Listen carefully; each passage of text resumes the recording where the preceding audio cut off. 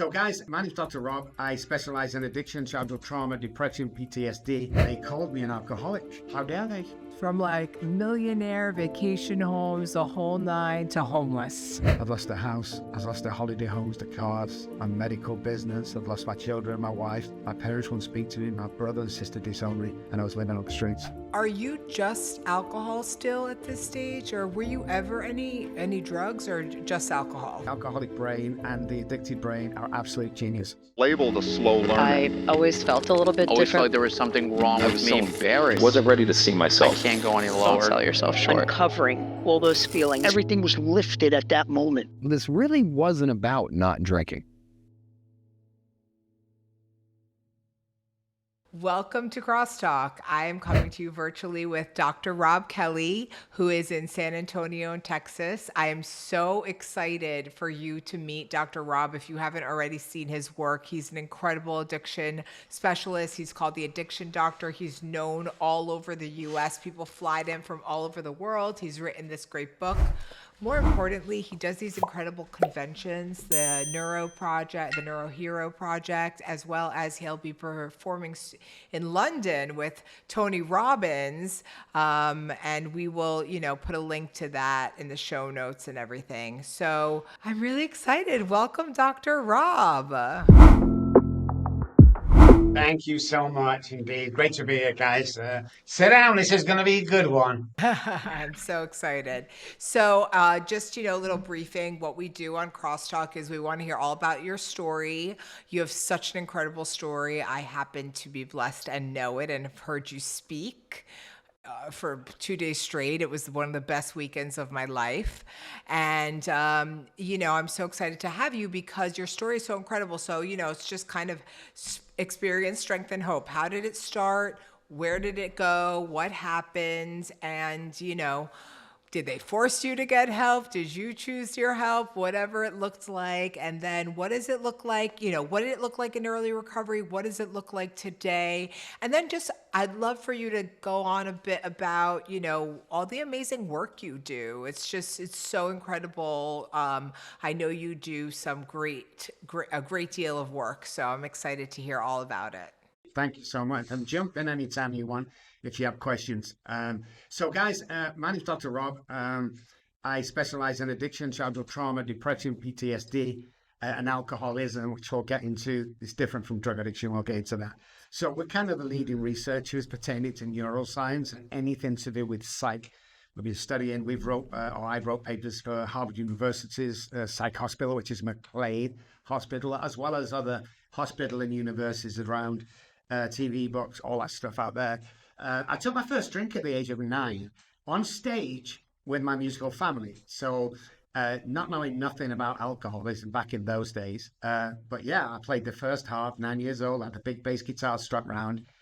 My auntie was singing and my uncle played the lead guitar. So I was so nervous, he gave me a beer and he said, drink this, you'll feel great. And as I drank it, the whole world just changed right there for me. Now, when I go back and I saw the kids, hey, when did you first drink? Oh, 9 and 10. What was it like? Oh, it was awful. Not for me. Then you come across the alcoholic. It was like, oh, it was amazing. There was something happened. I didn't know then, but obviously I know today exactly what happened. But the drinking we played every Friday, Saturday and Sunday around the bars and clubs back in England, Manchester, around that 25 miles radius. I was the richest kid in our school. But I did grow up on the projects and we grew up very poor. So this was an extra income for me that nobody'd ever done before. It's like, well, when I leave school, obviously I go to college. If I'm lucky, then I'll get a job. But I always kept this throughout all of that.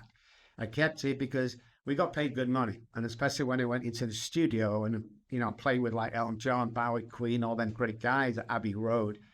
They paid like, I don't know, I can't remember. I want to say it was like $250 an hour, which is probably about $5,000 today, maybe. I don't know. I mean, my memory's terrible, but I always did it. And as I went through school, I drank weekend, like one half a beer or something. It was nothing, but it was enough to get me through and change my lonely personality to something amazing. I mean, you think it was Chuck Berry on stage with a bass guitar the way I was going, and everybody loved it. this little kid, playing guitar. Went through school normally, specialized in music and biology for some unknown reason. Human biology, I accessed in. But yeah, lower class school. Now, there was an occasion where I was about 15, 16, something like that, when a friend of mine from the posh estates, they happened to come to our school. His dad was a Freemason. Now, back in England, Freemasons, different from over here. It's so secretive and so powerful that people like me don't get. You've got to be rich, famous, or, I don't know, six-figure guy back in the day. But they were struggling for an organist, and I can play any instrument. It's just something I can do. It's, I don't have to learn anything. Give it me for 10 minutes, I'll play it. And I often say that's the only thing I can do. I can't paint walls or fix cars. I don't do any of that. So that they invited me in. They were absolutely desperate for this 25th anniversary or something. They invited me in. But to get into the organ inside the lodge, you would have to be a position of outer guard before you're allowed to go in. So that was about 3 weeks I'd done that. And then I prepped for that 25th anniversary or 100 year, I don't know what it was. But because of that, I actually became a Freemason very early age. So about 16 when I became. That's how I got in college. So don't anybody to think I got in college because I was clever or no. The likes of me were never meant to be in them hallways on them halls. So is that why you?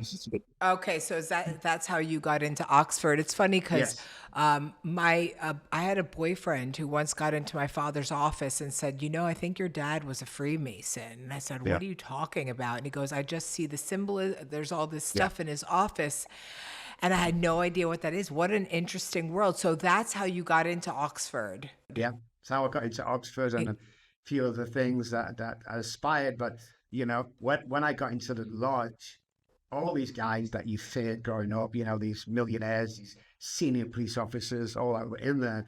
And I don't know why to this day, but they took a liking to this poor kid who was talented when it comes to music.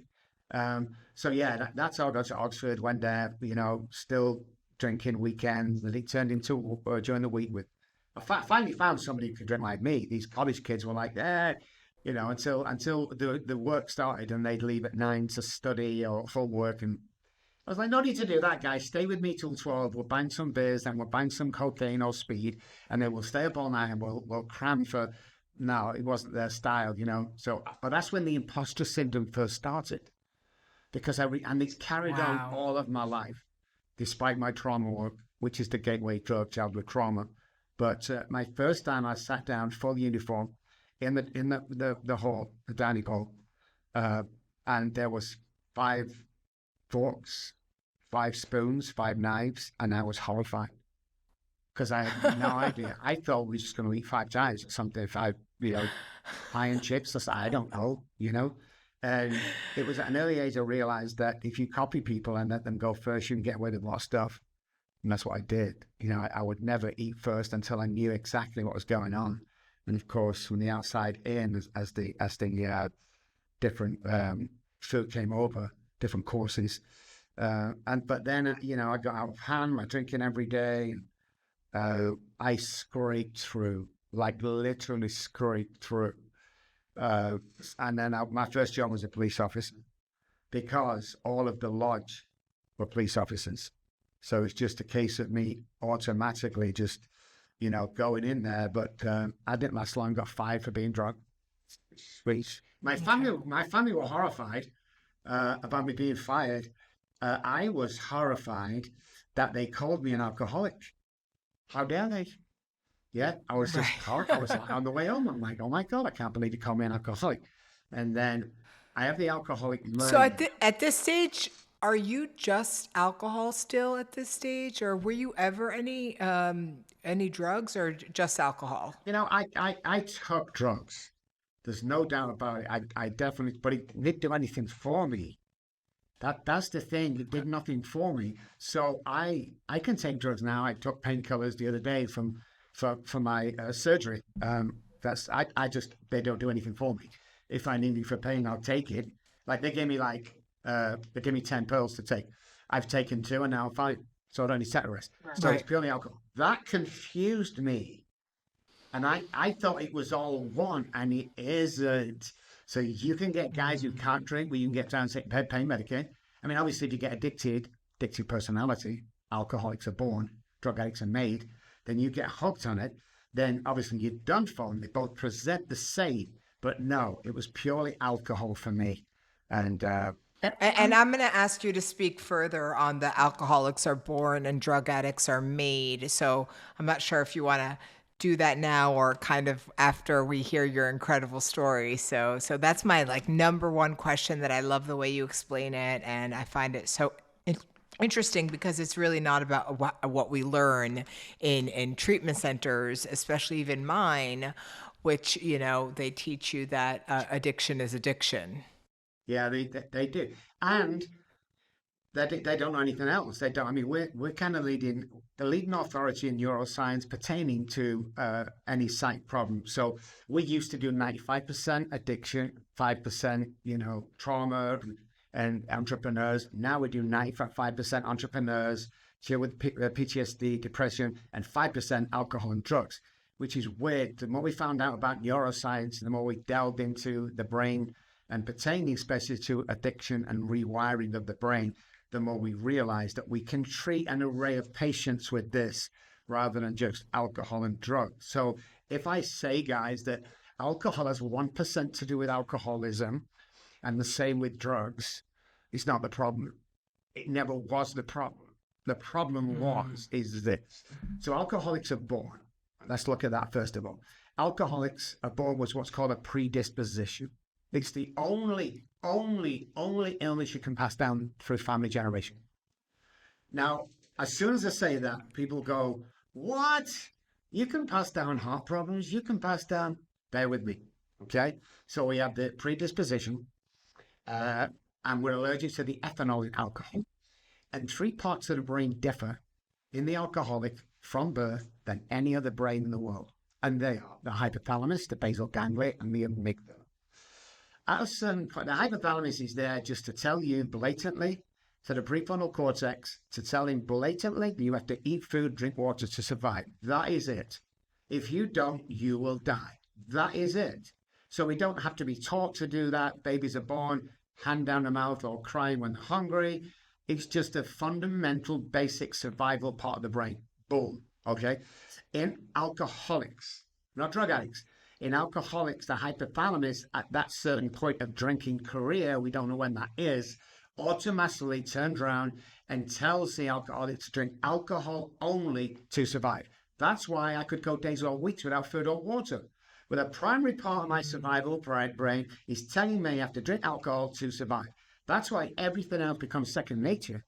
And so that's why that's one of the reasons why it's a disease, because you don't have any control over that.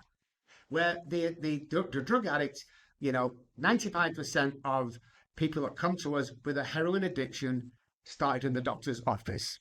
That speaks volume. So what we found with our research is that drug addicts will take a drug and they have the addictive personality, very smart people, very, very smart people, but they get hooked. And that picks up the basal ganglia, which is kind of our repetition, strength, and confirms part of the brain, and it holds on to that. And they can't stop. So they both show up the same. But that's the difference between the two. And it's really important that we know that, because for years and years we thought, hey, especially in AA, if you're taking drugs, you can't come in here. And everyone says, it's all a drug, and we accepted that. But no, because in the early days of Alcoholics Anonymous, they did have a version from the doctor that says alcoholic addict, Dr. Alcoholic Addict. So they kind of wanted to put the both together, but as the neuroscience and the years went on, it's just different. And you can argue that all you want, but we have the real science behind that. That's so interesting. I find that incredible, and it makes total sense. Sorry. So let me get back to, it's the only illness you can pass down, alcoholism. People think, dad had heart problems, so, eventually I get heart problems, so it's been passed down. It's a family illness. No such thing. It's biologically impossible to do that. But here's what happens. You have a staple food at home. Ours was chips and pie. We usually ate that most weeks, most days, actually. So what happens is with the genetic setup of father, there's a certain protein or food that he can't methylate. during that diet. He never knows this. By then, you don't know this. So let's say something in his dietary stuff he can't methylate. When you can't methylate a certain protein or food, there becomes a deficiency, okay? When there's a deficiency, there's an illness. So I'm on staple with dad. I'm at the staple food at home, but I have the same genetic almost setup. Mum and dad, usually dad if I'm a boy. So when I leave the house, I kind of stick to that staple diet because that's what I'm used to eating. Fish on Friday, and I become a deficiency, same as dad. So then I have heart problems and I think I've caught it from my dad. Is that true? Very interesting. And the more we find out, the more we work at a very high level. We're like the SAS. There's like 15 of us all together, and we're on the world stage. As what we do. What we do is we work with so we split this up, and it's really important. I tell you this. So we work with all the A-list. We work with the government. We work with high class musicians, footballers, actors, movie stars. That's where most of our work is done. But 25% of our work is pro bono. Everybody in my company must carry a free pro bono. Otherwise, you don't work for me. So we make sure we give back, because the kids like me, I couldn't afford anything like this. So, we do that 25% to give back. Me and my wife give about $150,000 a year back into communities that need it, for all sorts of reasons, but mainly, and I love doing this, the dad comes to us, he's lost his kids, his wife's left, but he's got a date in court where there's a possibility he can fight for his children once a week, let's say a Saturday. We'll pay for an apartment for 12 months, we'll buy him a suit, we'll get him Ubers there, we'll pay for his legal fees, then we'll make sure that guy gets his kid once a week. That's why we do this stuff. I could work, I don't have to worry about money ever again in my life, and that's one of the reasons we started the Robb Kelly Foundation is I'm in a position now where I have what a lot of people don't have, and that is enough. I have enough. Of everything. I have enough already.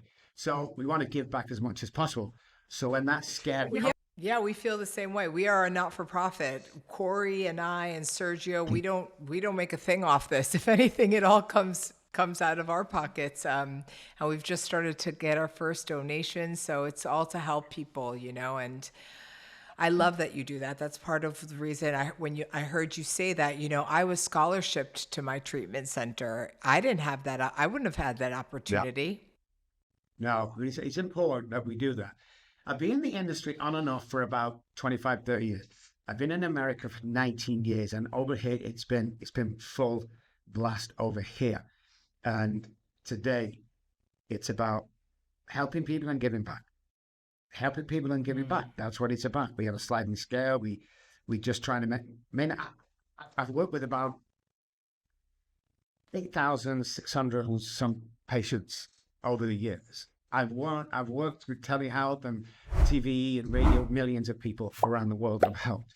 So I know I'm doing the right thing because spectacular things happen to me and have been for the last 5 or 6 years when I truly found who I was, when I truly cleared all the childhood trauma up and do not get involved in any trauma today. When I did that, I 100% found myself. And that was amazing. Absolutely mind-blowing to me. Mind-blowing. I love hearing that. So let's continue with your story. So I get through college. I started my first job as a police officer. I got fired from there. And then I got a little job at it was a company that was building towers for the Army and the Navy throughout England. So I was on the telephones. I was, taking messages and stuff. And you have to understand that the alcoholic brain and the addicted brain are absolute geniuses. When they put their mind to something, they clear themselves. So they were building, these big masts. So I was there for about 4 months and like, I could do this. So I took one contract from them and I started my little business. And 12 months later, we were doing over $1 million. And we're talking back in the 80s, 84, 85, 86, around that, I'm not sure.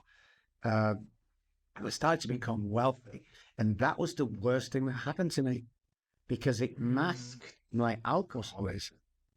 Like, what are you moaning about? You got the big house, you got cars in it, you can buy anything you want. I provide for this family. my wife's like, please don't drink me. I provide. And he did mask for a long time. And still, obviously, if you're a real alcoholic, the one that has the 3 parts of the brain and born this way, there are loads of people who think they're alcoholics, but they're really heavy drinkers and abuse alcohol. In that case, just stop being a dick. But the one who's got the actual illness, it's impossible to stop a part of that deal. But before I did, I built, a mini empire, and I got married, a nice little house on the hill. I had the Mercedes, she had Mercedes, and I bought the Rolex watch, and he's all sorry. If I could get rich, it would solve all my problems. Oh my God, how not true is that?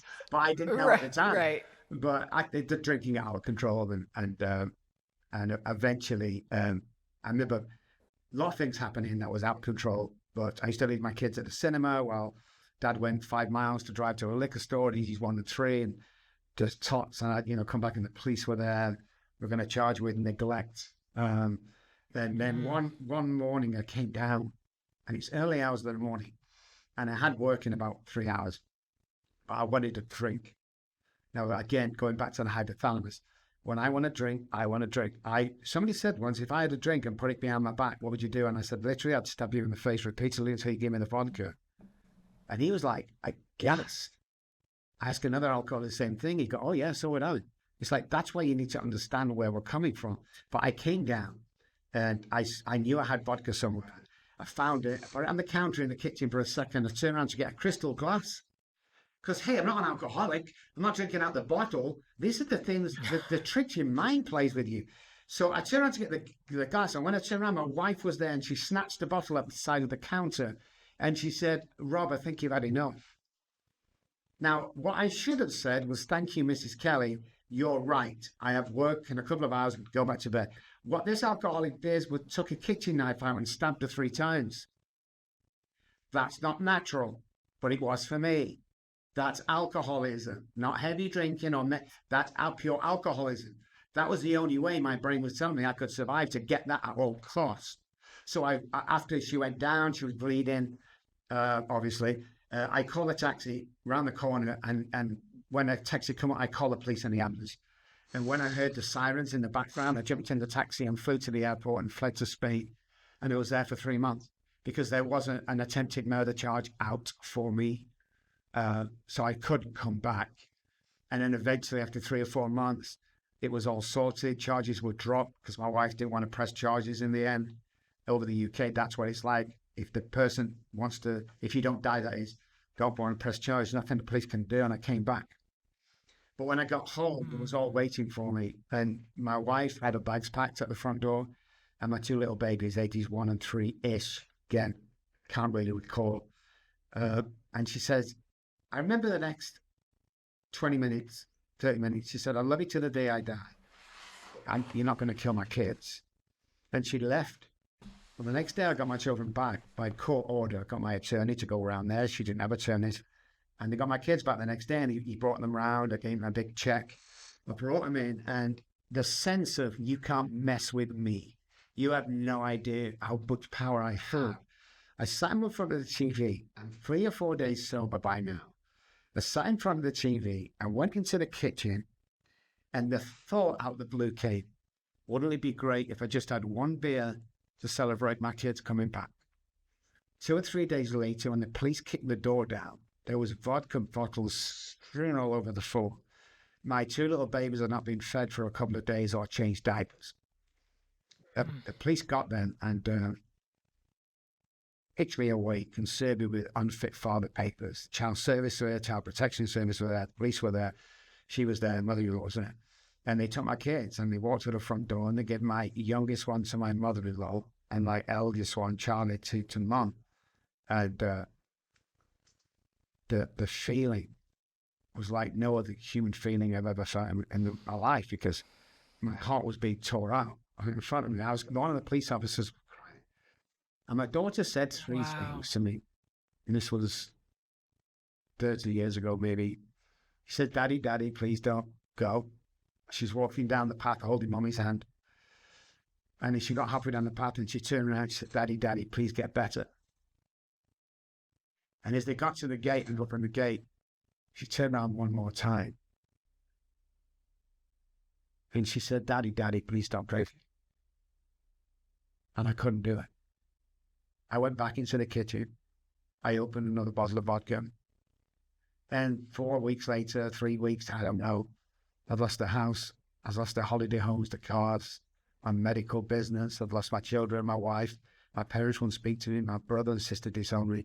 And I was living on the streets. It happened quick for me. Because remember the first night, pouring down with rain, freezing cold.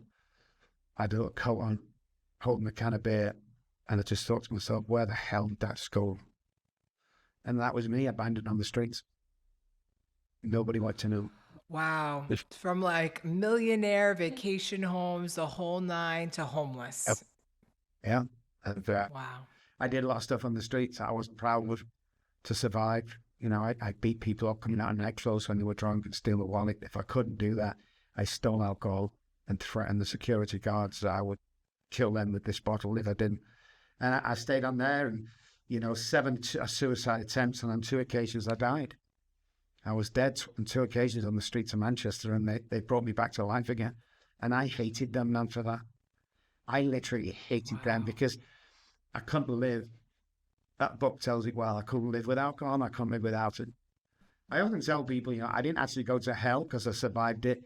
But, you know, something I could sure see from where I was. That's for sure. You know? And that was my life. I knew that I was never getting off the streets. Little part of me thought I would. Because 97% of people in Manchester, Piccadilly Gardens in England die on the streets. They die of overdose. They die of being beaten. They die of cold. They're frozen. So 3 or 4% get off the street. And I was one of those 3 or 4%. So when people say to me today, why do you take risks in business? My answer is not one that they expect. They expect me to say, well, the clinical decisions. I just say this to them. I died twice on the streets in Manchester. What are you going to do to me that I haven't already done to myself? What? I signed an office deal with Dallas 4 years ago for $1 million. My friend says to me, how do you sleep at night? What are they going to do? Take the office off me? They can't take Christmas off me. Can't take my... What are they going to do? What are they going to... Right. The idea is when you become when I've gone through what I've done, you become the person I am. You don't care. You know, you try to... I feel the same way. You know, nothing scares you. You know, I'm going to come around and beat you up. Come on round. Come on, what? You know, I'm going to sue you. I don't care. I don't care. I mean, nobody has, but I don't care. And I was 63 a few months ago, and I really don't care now. You know, because you'll say in the past, don't you? Well, he said, well, it doesn't bother me. And he does. It's human nature. Part of the brain picks it up in the subconscious, and it hurts. Words hurt. So that stupid rhyme, sticks and stones will break my bones, but words will never hurt me. It's totally wrong, because it does. It really does hurt. Yeah. But I got to a position 4 or 5 years ago, then I stopped caring. I stopped caring about what you told me, because it's really none of your business. And I thought on podcasts, I've got to tell you this. I never shared this. I got on a podcast about 3 or 4 weeks ago, and the guy was like kind of trying to goad me. And the first question live, to about 500,000 people live, he said, so I've seen like loads of comments on Google, you know, bad reports. How did you deal with that? And it threw me for a second, and I went, how do I deal with it? How do? Well, I've seen this and I've seen that. I said, I have apparently 4 comments on Google, and the rest are amazing. And secondly, I run a multi-million-dollar business. I personally get paid $3 million a year. I don't give a shit what anybody thinks of me. Why would you say that question? He's like, what are you going to do? I don't care. You know, I've been through. I fought so hard to be where I am. When I was in America, the medical fraternity tried to blacklist me. A few years in, they stripped me of my psychology license because they said I was following protocol. I got it back 6 or 7 months later. Everybody around me, every treatment center, you're terrible, you're killing people, and all of a sudden that success rate started to rise. And it started to rise, and it started to rise. Now listen to this, guys. We have a 98% success rate. If you relapse after leaving us while still following our program, we're the only company in the world, and I will refund your money if that happens. Again, we're not 20 or 30 patients in. We're 8,500 patients in. because we do what we love because we love what we do. So my streets, my education, two different things. My education and my 7, 6, 5, I don't know, 2 PhDs, masters, bachelors, and other stuff that I did as well doesn't really mean a lot to me in this industry. What means a lot is that I lived on the streets. What means a lot is I survived this. What means a lot is everything that you come at me at. Well, you've never lost your children, check. You've never stabbed you, check. You've never been beaten almost to death, check. I've got them all checked. And I know that's what God wanted me to do. He wanted all them boxes checked. And I used to walk in AA, oh, here's the God guy. You know, I'd never say it to my face, but you could hear it and you could tell by the way it was. I didn't care. I carried on. I took a lot of beatings when I come home, psychologically. Nobody would ever, you know, say, you know, I said on a few occasions, step outside and we'll sort this out. It's like, oh, no. You know, but God kept me safe and God kept me with this thing. So I know you're waiting for this, guys. How do I get off the streets? Well, this is crazy. The first bit is crazy. This is my favorite story of all time. I love it. I'm so excited. I would tell this, as you know, for years and years. But one night I was down in the factories and the offices, 2 or 3 o'clock in the morning, nobody there, no human beings in sight. It was pouring down. This was after my second death on the streets. A couple of weeks after that, I dropped down to my hands and knees and I looked up to the sky as an atheist because my priest molested me. So the religion wasn't a deal. I'm still not religious. I have a spiritual path. I don't go to church. I don't read the Bible. But I dropped down to my hands and knees and I looked up to the sky with the rain pouring. And I said, if there's a God up there, I can't do this on my own anymore. But 30 seconds later, this guy were on the corner, little Bible in his hand. He missed his last bus home from Bible study. He took a shortcut he'd never taken before to his house because he's never walked. He's always got the bus. Then he came up on me and he said, hey, you okay? And I said, no, I'm dying. I've got nothing done. And he happened to be a recovering alcoholic, he called himself, and a Christian. And he took me back to his house and he let me bathe, change. He got some clothes for me. And he said, you can stay for as long as you want, Rob, but the only thing you got to do is come to AA meetings with me. Well, I hated them meetings because they were all war stories and, you know, bragging how much you could drink and I'm still miserable and I'm 50 years sober and I just hated them guys. I didn't want that kind of deal. But I went because it was a drive there. 30 minutes into it, 20 minutes, and this guy said, my name's John, I'm a recovered alcoholic. My ears pricked up and I looked at Derek and I said, what did he just say? Derek said, he said he was a recovered alcoholic. He can't recover. He's talking bullshit. And I listened to that guy. And every single crazy thing he said, he opened the page of the big book and pointed at. People were like, oh my God. So anyway, when we finished, I walked over and said, hey, John, will you sponsor me? And he said, no. And just before the world opened up and swallowed me, because that walk of about 10 yards felt like the Sahara Desert to ask for help, you know. He said, but I will be a spiritual advisor for 12 weeks. So what do I have to do? Get yourself a dictionary, get yourself a big book. And I'm like, I don't need a dictionary. I went to Oxford. Bring yourself a dictionary and a big book. That's all they said. Okay. So I think I stole the dictionary. We'll show. Went to that man's house, left Derek's at 6, got there for 7, left at 8, got back at 9. That was my Wednesday evening for 12 weeks.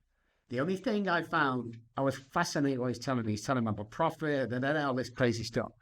And we got through the 12 steps, and we got through trauma, we got through, you know, the psychology of it, and way back when nobody knew what it was. And the last night I was there, I thanked him profusely because the compulsion had gone and, you know, things were amazing. And he said, your life will change from tomorrow. And I said, trying to be smart, well, I'm in Derek's basement on a blob mattress, so don't think you're right there, John, but thank you so much for what you did. The next day, I cleaned the house. That's what I do while Derek's at work. And he came over at lunchtime. What are you doing over lunchtime? And he said, the guy that sweeps the factory floors just resigned. Do you want his part-time job? I didn't think a job. I said, oh my God, yeah. Later that week, it turned into a full-time job. I was working with people in and outside of AA, doing book studies, getting people well, just working with people that anybody would listen. I was telling them about this book and how there's 350 God words, 130 messages, 122 promises, and, you know, stuff like that, and 132 must words. And that full-time job, and I got my first paycheck. And I went to the gas station and I bought John a little teddy bear and a card. And I wrote on the card, "Thank you, John, for introducing me to God, because he, capital H, has took the compulsion away to drink." And I walked back to Derek's, man. I walked back to John's and I was so excited, man. I wanted to get there and say, "Look how well I've done, John. You were right all along. I'm sorry I doubted you." But when I got there, I knocked on the doors, the curtains look a bit dirty. I knocked on the door and there was no answer, you know. So I was knocking that hard that the woman on the right end of the pond comes out and he says, "Can I help you?" I said, "Yeah, where's John? Has he moved somewhere or something?" He says, "John who?" I said, "John, your neighbour." And she went, "Oh, I don't know. I've only been here for like 3 or 4 months. I've never seen a neighbour, sorry." She closed the door. So I went on to the left hand, I banged on the door, and this big guy come to the door. "What do you want?" I said, "Hey man, where's John moved to? Are you okay to John?" "John who?" "John, the next door neighbour. John, what's wrong with you?" "John, you're wasting my time." I said, "Not wasting your time. I came here for 12 weeks. He went on to tell me that apartment was derelict. And if you was to open the door, you'd walk in and fall down to the apartment below because there's no floors in that apartment. So I'm thinking he's crazy or drunk. Went back to the meeting that met him in like 4 or 5 months ago. I don't know how long.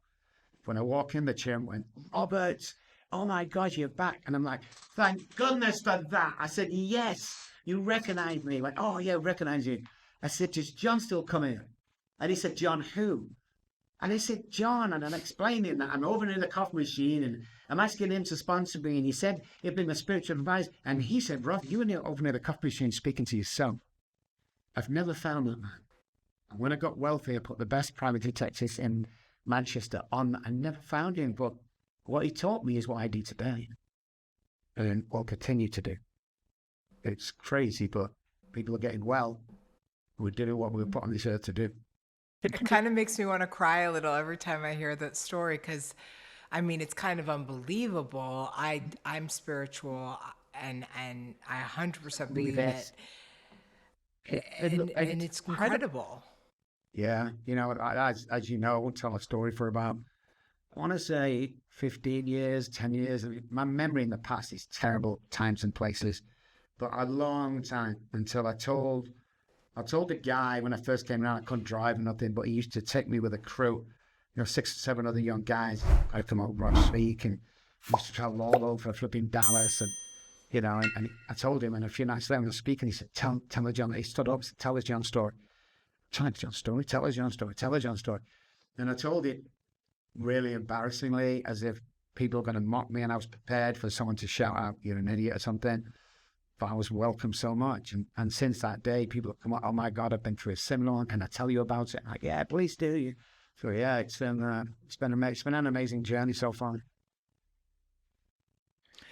So tell me, after you had this spiritual advisor who has now disappeared off the face of the earth completely, and you were going to these meetings, what was next? I was doing that meeting every night, not because of the 1990. That's not an AA thing. It's kind of a judging that crump thing. So there's a lot of stuff you hear in rooms in other places that are not true. And there's a lot of stuff you hear about alcoholism and addiction that's not true. But people want you taking pills, the food keeps us sick, the pharmaceutical company, all that stuff. So I got a little job, and then I got my license back, and I was seeing people at my house, like a little house office in this apartment that Derek got me. And when the internet first came out, these little chat boxes, chat rooms, I was on a Christian one, and this girl named Sue kept talking to me and was back and forth, and she told me her story and I told her mine, and we chatted every day. And one day she said, "Hey, the pastor in our church, huge church, and just outside Dallas, he wants you to come over, and he wants to you work with the youth ministry." So it was Plano at the time, and there's a huge crack cocaine problem with the affluent in Plano. He was like, "Oh my God. Tried to act cool. "Oh my God, yes. So they paid for me to come here. They bought my airline tickets. The girl at Sue, she picked me up, and I stayed with her. She's a beautiful lady. And this was 3 months. So they sent all the tickets over, and everything was amazing. And about 7 to 10 days before, maybe 9 days, I got my passport and it was expired by about a week. And I'm like, I was crushed. So I went down to a passport agency. I got my money. I'm going to expedite it and put it through. And I said, how long does it take? It's 4 to 6 weeks. What if I expedite it? 3 to 4 weeks. I said, no. Like, I need it next week. I need like 8 days time. I mean, I'm so sorry. That's not going to happen. So don't expedite it. You're wasting your money. It's not going to be here for them. Just put it through as normal. 4 to 6 weeks, it'll be here. So I went back out and I was so embarrassed and cried because I couldn't come. And I was going to wait till the day before. I was going to tell them a lie. I was going to tell them I'd gone down with flu or something, or taking it to hospital or whatever. And 2 days before I was supposed to fly, there was a knock on the door. Now, here's the interesting part. I lived in an apartment at that time. I was on the 2nd floor. There's a mailbox downstairs that everybody used. Nobody come, the postman, we call them, their mailman, don't come to the door. They just put it through the mailbox. He came, he knocked on the door. I'm like, who tells that? Opened, he was a postman, mailman. And he gave me this package, and even my passport. And it was done in about 6 days. So that was my first huge miracle and huge flag to go, oh my God, I was meant to be here. Then I flew over here, 3 weeks worth of clothes and money. And when I landed, we was on the tarmac back then. We was on this plane, it's called the tarmac then into a tunnel. But as soon as my foot hit the floor, I thought to myself, I'm never going back again. I just had this strong feeling that this is where it was all meant to be. And for some crazy reason. So didn't think of it though, started to work. And then Sue had been employed for a couple of months, applied for this job, this architect doing the office stuff for her. And she had an interview. So she says, why don't you drive us? Because I was driving by then on my English license. So I drove her there, and it's amazing. I drove for the first time, did well. And she goes in. She's in there for about 6 minutes, and she comes out. I'm like, she can get a job. This is what she said. He wants to see you. I'm like, what? He wants to see you. I can't see him. I'm in a t-shirt. I can't see. He wants to see you. That's all they keep saying. Oh my God, I went in. I was so... he obviously wanted to see what a partner was like. And they came in, and this is what she's... And I've never shared this before. So this is an exclusive. Could just come to me right now. And when I come in, he said, we've been waiting for you. And I was out of the car. I mean, no. We've been waiting for you for years. And I'm like, okay, well, Sue, I'm thinking you can't take this job. This guy's a freaking idiot. He's deranged or something. So I said, he went to tell me, blah, blah, blah, blah. Now, when I was in England, John often talks about Isaiah 61, which was to help the sick and bring great news to the families. There's something like that. And he kept telling me that Isaiah 61, you're the boy, Isaiah 61, because that's what I did, really. And he was in there talking, and he said, listen, you need to come to our group. And when he said that, he turned around and said, oh, by the way, so you got the job start Monday. And he focused back on me. He said, you got to come, you got to speak. We've been waiting for you. And I'm still thinking it's weird. And I get up, we shook hands. Sue's all happy because she got the job. And we walked towards the door. And I turned around and I said, by the way, what's the group called? And he said, I swear to God, he said, we call ourselves on Isaiah 61. And from there, my life took off. Amazing. And do you still, so what do you do today for your recovery?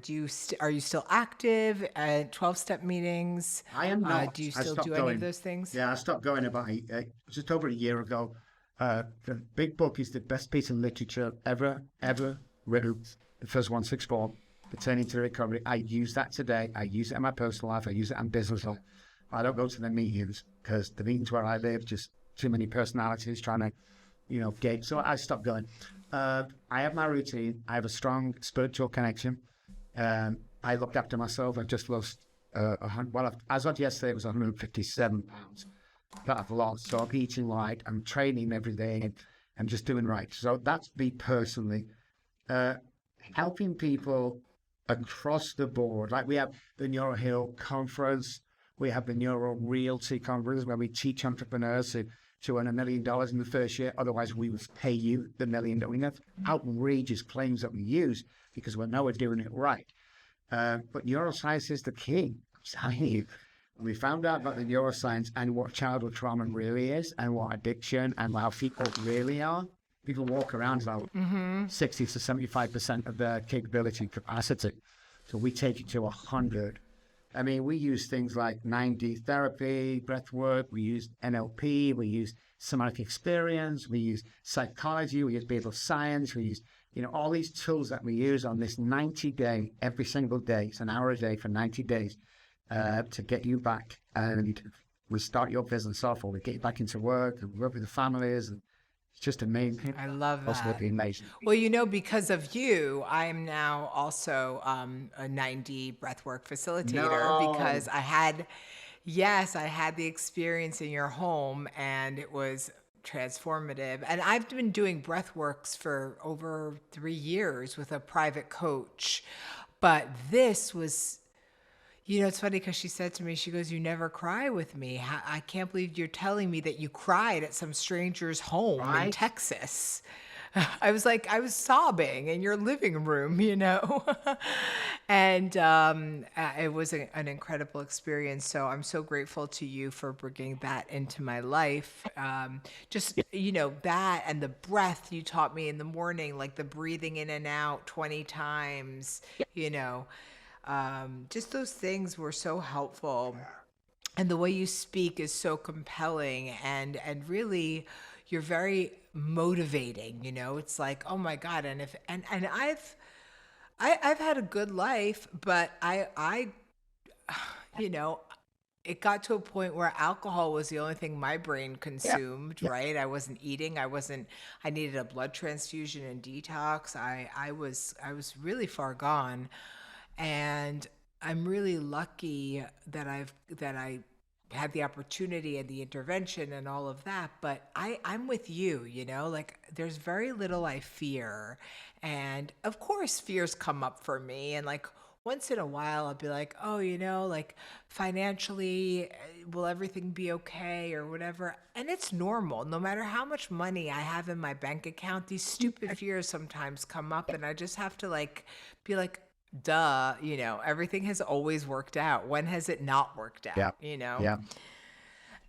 So I want to move on to some questions now, just because I find you so interesting. So the first question I kind of have is like, you talked a little bit about during your conference about neuroplasticity. And you talked about kind of retraining your brain after addiction. So I'd love for you to talk about that a little bit, if you don't mind, if you're okay with that. 100%. It's all about patterns.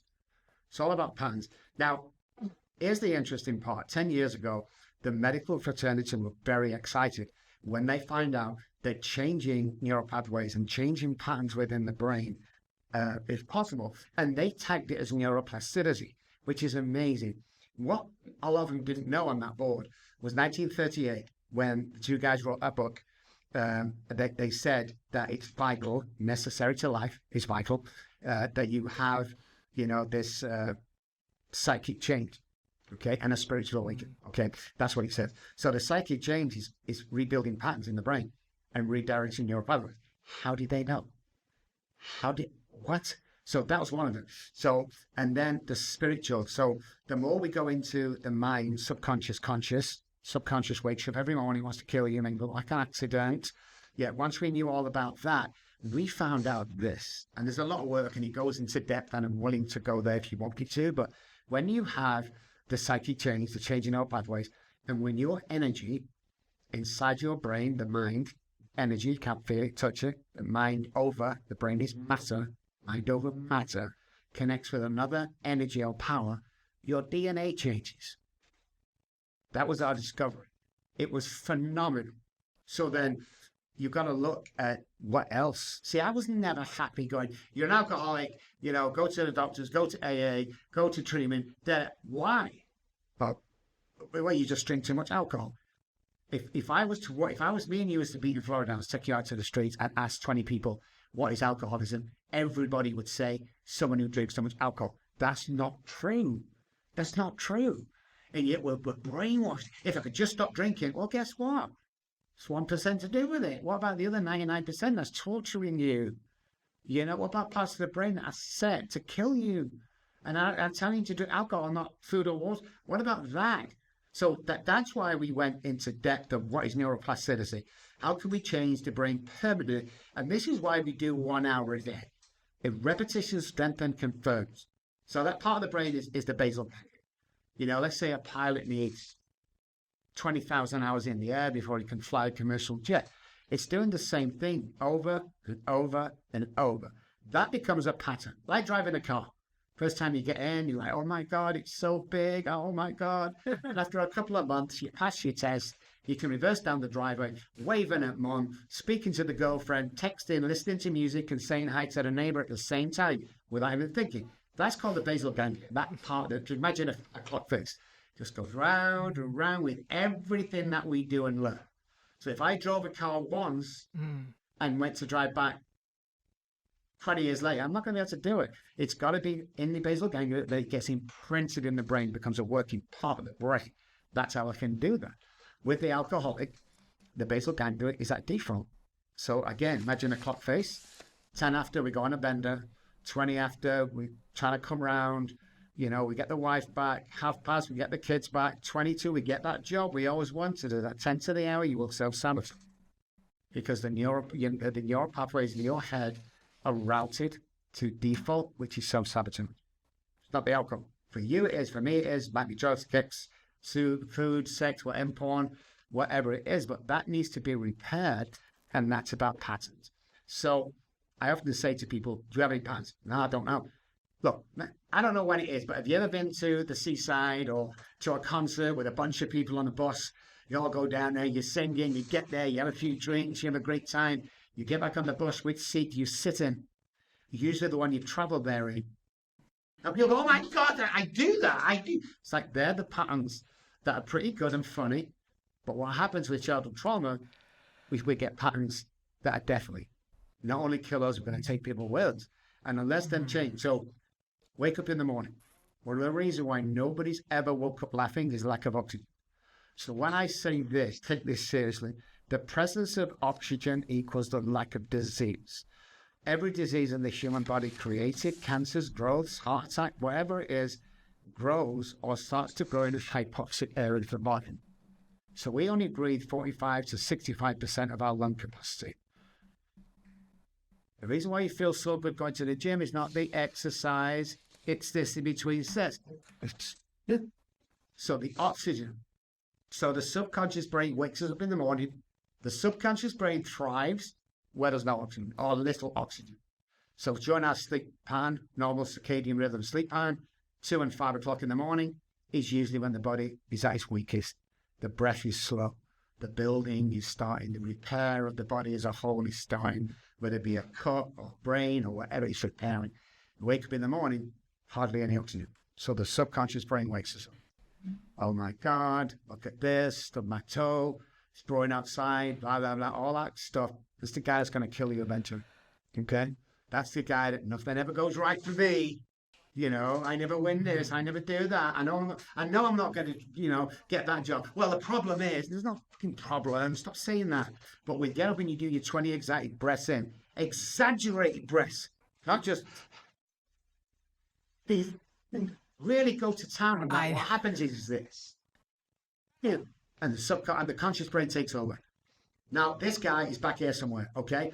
This guy is going to win. This guy is going to complete. This guy is the best father, the best husband, the best worker, the best entrepreneur, the best golfer. He's going out to win every single day. He's learning new things. He's loving life, and his life seems amazing.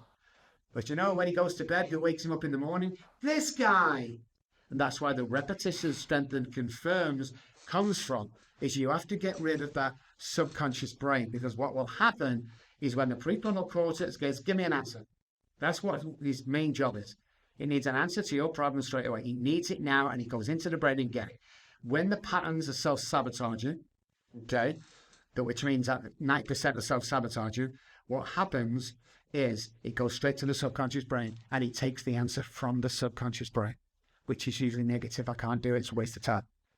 If you're that guy, I want to apologize to you. Somebody's put out there. Babies are born with 2 fears.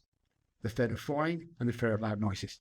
The rest are man-made. Wait till your father gets home. If you don't pass that exam, you better bring in more money to this house. Fear does not exist. It really doesn't exist. Okay? So I want to ask yourself this question. If what we're talking about is true, and 300 neural pathways-ish die daily, which they do, what are you replacing them 300 neural pathways with? Are you replacing with the conscious brain that's up and going, or are you living here in childhood trauma? So you can't really do it. I almost got that job. I almost did this. Are you living from that guy? Because if you're cramming them that 300 neural pathways with positive stuff on a daily basis, you're going to get better and better and better. That's what you're going to get. People don't know this, so they don't do it. Patterns, you want to start a pattern from tomorrow morning, guys? Do the 20 exaggerated breaths, go into the bathroom. If you brush your teeth with the right hand, I want you to brush a week with the left, a week with the right, a week with the left, and a week with the right. Alternative. When you start that, I want you to look yourself in the mirror. Now, this is very important, again, going back to the psychology of the brain. If you stand close to the mirror, you'll see all your blemishes. So women putting makeup on or guys shaving, we think that the public sees us like this, where we can see our blemishes. When's the last time you met in the office? Hey, Jimmy, how you doing? Nice to see you. We don't do that. But when you stand, it's very, very good optical illusion. When you stand 6 feet away from the mirror, all your blemishes disappear. That's a confidence booster right there. I love you, 10 times. You got to feel anything, it's going to seem stupid, you feel embarrassed doing it. You are stuffing that subconscious brain and conscious brain with good stuff. So that's like 20 of the neural pathways is good stuff. And it's a numbers game.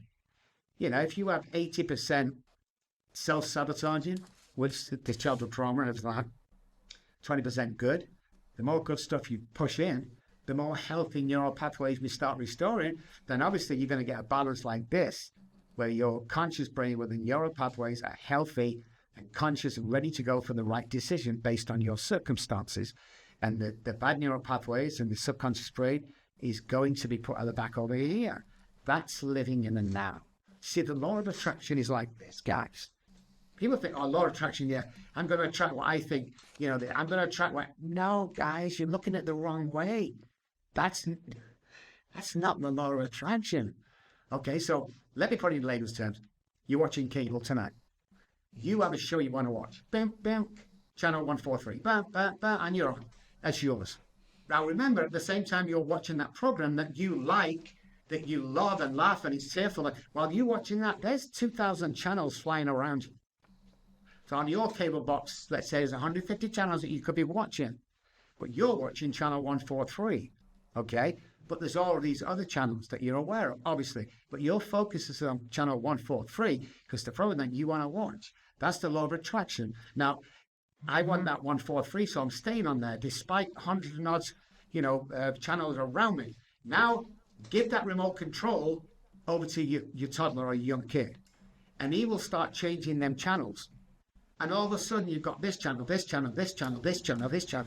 And the scattered channels that you can't, all of a sudden your show, your 143 channel that you was concentrating on to make it a best show, it's gone. That's what we do in life.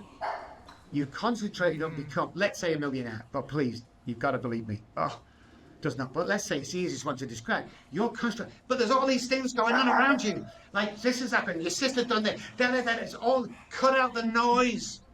Stop the noise around you. And concentrate on channel 143.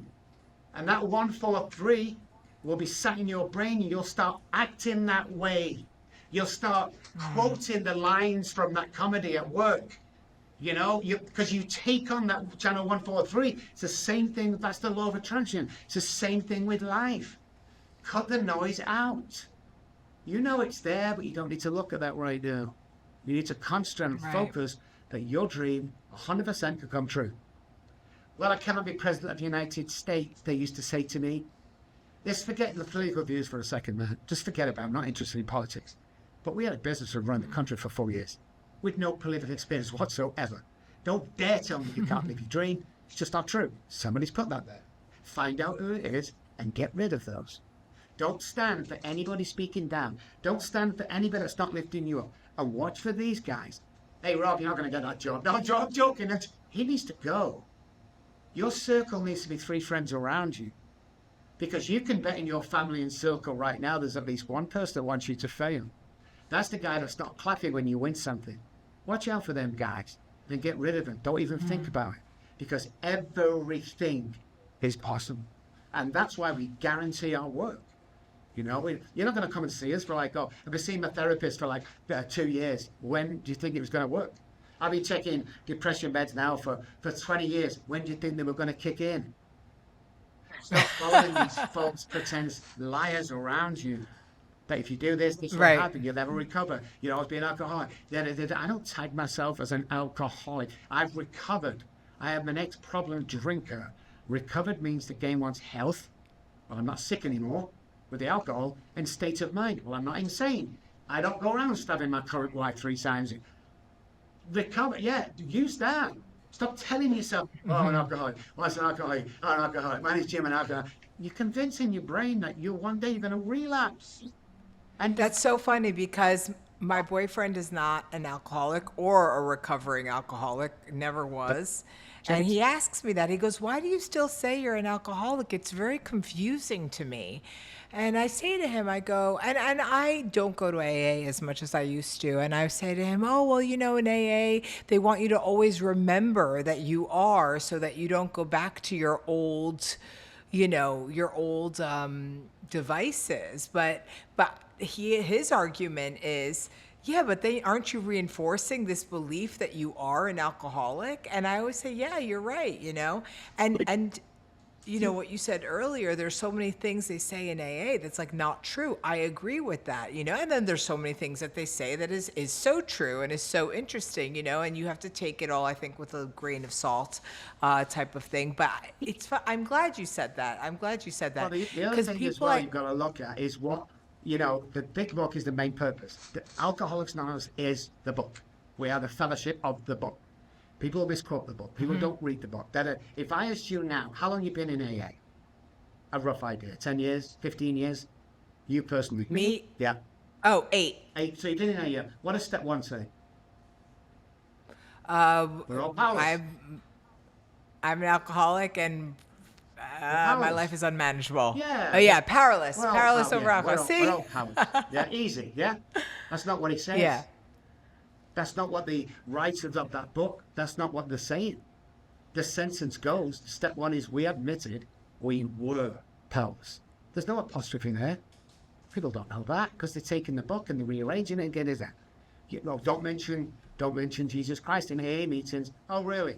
11-page second word. Oh, well, you can't fully recover. Oh, really? 17 times it mentions recovered. On 11 occasions it mentions recover. And the only 2 times to the wives and to the employers does it mention recovering. Okay? So I got sober in AA, okay? But the more meetings I went on and the more these idiots around you, and probably 80% of any meeting anywhere is not real alcoholics. They're the guys that are lonely, the guys that have been sent there, they want a young girl to be married. You're not. When you take the first drink, can you stop? Oh, I went to AA, I'm 50 years sober from the day I walked. No, you're not the real deal.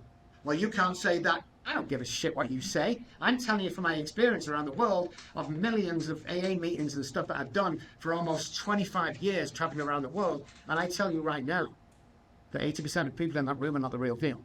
Judges said them. I've heard that before too, actually, that you gotta be careful. A lot of people. You gotta be careful what you're listening to. Now, if you find a meeting that's straight in the big book and concentrating, not as Bill sees it, as Bob sees it, called the AA book, you will get well. But if you start listening to, one of my first sponsors, well, we're going to do a step a month, and, that's what my sponsor taught me. Well, listen, guess what? You're not an alcoholic, so you can do that. I'm dying of untreated alcoholism, and I can't go a step a month. So what happens is I keep relapsing, Mr. Sponsor, and I think it's me that doesn't fit in, when really it's you. And the sponsor, when you relapse, goes, well, he wasn't ready. I want to punch you in the face. What do you mean he wasn't ready? You don't have the equipment or the experience to help him get ready. You don't have it. It's your responsibility when he comes in to get him into that book. The steps are done in 2 days. After you get a full knowledge of your condition, it's there in the book. 1, next we go on immediately. Then after step 5, go home. Nobody does that. That's why the success rate gone down from 99 in Akron to less than 3% today. So you just actually, careful. One of my current sponsees I'm taking through Back to Basics, which is the way they used to do it, which was steps 1, 2, 3, the first meeting, steps 4, 5, 6, 7, I think. I don't know it by heart, but I'm reading through it with her. And, she's the type of she's tried this 8 times. She's been through the big book. No time to waste. Like I told her, I'm like, let's do this. There's no time. I went through it quickly. Let's go through it quickly. Like 2 days. But John sent me in 2 days. I was done. We had to read the book first to get a full knowledge of my condition. That took about 2 weeks. But in the meantime, he was in the book, was getting, looking at the book. And then 2 days, it's done. Now, we start writing in, guys. What does he know that I'm slagging off A? I'm not. I got sober in A. I think it's amazing. Any A, any church, anything that gets you sober and clean is brilliant. What I'm saying is there's more to it. And there's more neuroscience to add to what they had. That's all. I love AA, but we are brainwashed into these thought patterns that carry on. You can't date in the first year. Where does that say that in the book? Well, you can't make a decision. Where does it say that in the book? Never says you can't make a major decision like, well, I'm not to, listen, you need to get on a plane tomorrow and you need to go over there and make amends. And you need to tell him, I'm sorry. It never says that in the book. There's a certain, I regret. It used the word regret, not sorry. They can't be seen. There's loads of stuff. I used to teach the big books for years and years, but it's amazing. If you go to a shit meeting with that book and you stay in that book and talk from it, you're going to get well. 100%. Yeah. Guarantee. 100%. But just be careful that you take an advice on. Like life, look at the source. If I get somebody on negative... By the way, guys, anybody that's doing as good as you or better will never make a negative comment about me. Never. It's the guys that are still down there that want to make themselves look big. Robb Kelly, he's not really from England. Didn't go to college. He's not really a doctor. He's not really living there. He's not really... Keep going, man. If that makes you feel good, keep going. But you look at where I am in life, look where you are in life. Because I know this thing with being spiritual God. When I get to heaven, because I believe there's a heaven. When I get taken in front of God, you know what he's not going to ask me? How much was that car you were driving? How big was that house? Look at that watch you have on that solid gold Rolex. What? How much did that? He's going to ask me one thing. How many people did you help? That's what I was going to ask. So I don't give a shit about anything. I have toys because I can afford them cash. I have things. I have stupid 60 grand watches and it's investments. I do because my life is balanced and I already know. And the reason why I tell you that, guys, is that you can do this if you stop flicking cable channels and concentrate on the real law of attraction. It's all channel 143 is going to be there to the day you die. Why are you flicking around and watching this channel there when your purpose is channel 143? And you're not going to believe this, but that channel thing I've just thought about right now, it came into my head. It's like the law of attraction is that, Yeah. So I want to give you the opportunity to talk about some of the current work you're doing. I know you have a coaching course. So talk to us. Tell us about what you're doing currently. I love your story. Thank you so much for sharing everything. I mean, you're incredible. Such a wealth of knowledge and great information. And tell me what you're up to. So today, the Robb Kelly Group, a step away from Robb Kelly Recovery Group, because now we deal with all types of people with childhood trauma and stuff, and depression and just life in general. So we do that. That's kind of my main job. I have a restaurant next to my offices. It's a British restaurant, a full-blown restaurant. I brought my sister over here to help me run it. So her and her husband, both from Manchester, run it. We have most of the staff are from England. So we do English dishes, we cater, we do anything that you want, parties, Harry Potter themes, stuff like that. So that's going on. I have a security company which is doing monitoring, live monitoring and accessing and out and stuff like that to really exclusive, important buildings like the FBI buildings and stuff like that. We make sure they get in and out, and they use the best technology in the world. We have the Neuro Hero Conference, so we do 𝗦cie myself and 𝗥𝗁𝗆𝗆.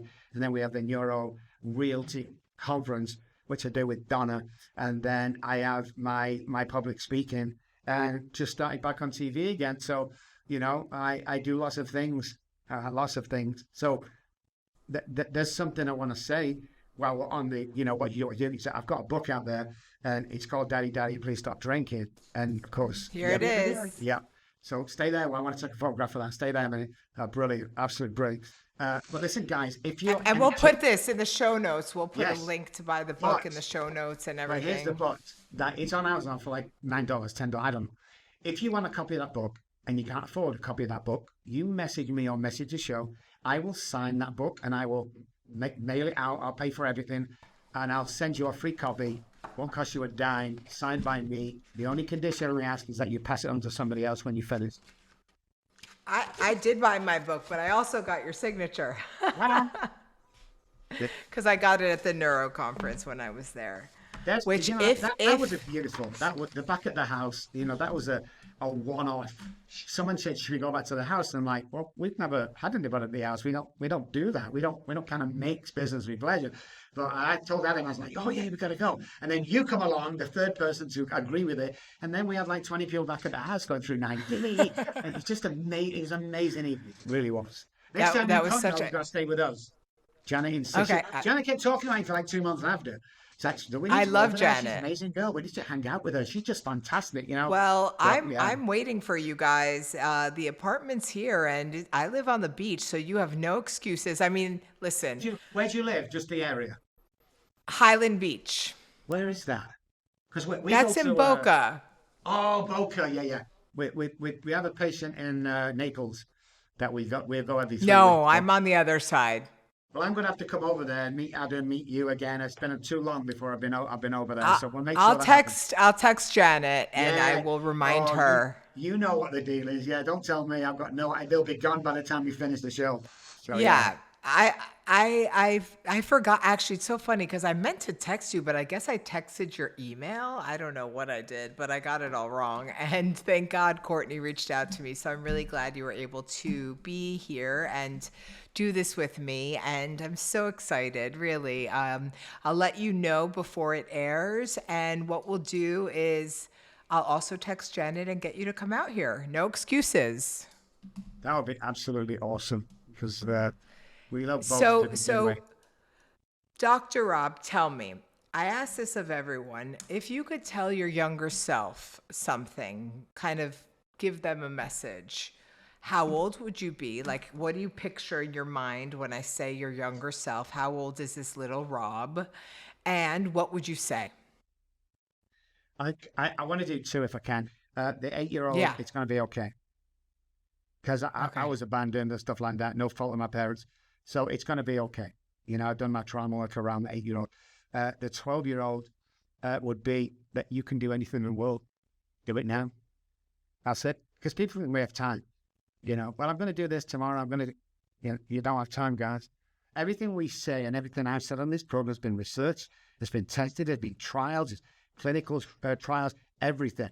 And the one thing we did with friends and family that, parents or grandfather was in hospice, we were allowed to go and see him.